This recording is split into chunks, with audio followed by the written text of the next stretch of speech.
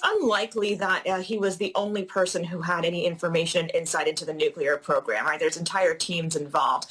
So it's more of a political and emotional hit on the Iranian public because he was the top guy in a public face. In 2018, Benjamin Netanyahu, speaking to United Nations, actually mentioned him by name and said, keep an eye out for him. This is part of Israel's effort to really undermine Iran on the public stage by taking out two people who have massive security operations around them and ultimately showing Iran as weak on the world stage. Iran is suffering. Between sanctions and the pandemic, their economy has been decimated. No one really is in the position right now where all-out war is going to be a good thing. The question mark, of course, being, 50 days left of Donald Trump being commander-in-chief, how is he going to react? And I would say at this point, everyone in this situation is technically a rational actor moving along lines that are relatively predictable.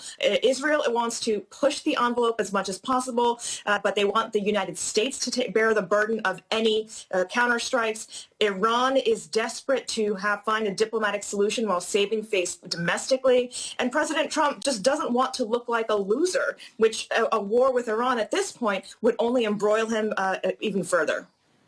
Rouhani is actually not the hardest line person out there in the Iranian ether space. So he is looking to survive another election in the coming weeks. The hawks are the ones pressuring him to take a harder line, similarly to what we see in Israel and even here in the United States. There are people who have made a living on going to war with Iran, and those are the people that need to be kept in check. And unfortunately, they're being kept in check by significant domestic and economic troubles around the world, which are not unconnected to the pandemic. Again, the interest of all of the countries at the moment are not to have an all-out war.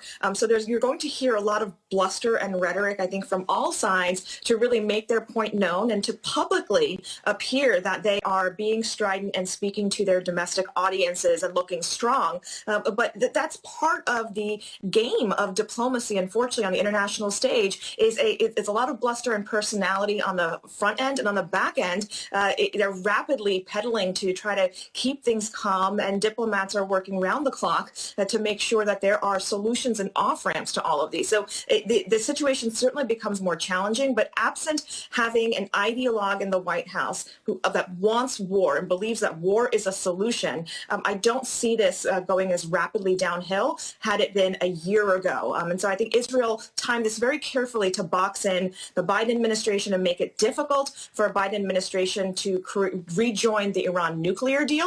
But that does not mean that diplomacy is off the table.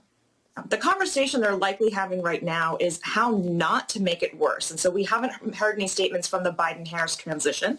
They haven't really heard anything from the White House itself, even though it is highly unlikely that Israel launched this strike without giving some kind of notification to American interests. So that there is that challenge of what people actually know versus what people are engaging in saying publicly. The goal right now is going to be to keep tensions low. And I think Rouhani is also trying to buy out the clock and see what happens when a Biden-Harris administration takes office. So this is going to be a lot of furiously pedaling underwater, but looking very calm, as ducks do, as they're gliding along.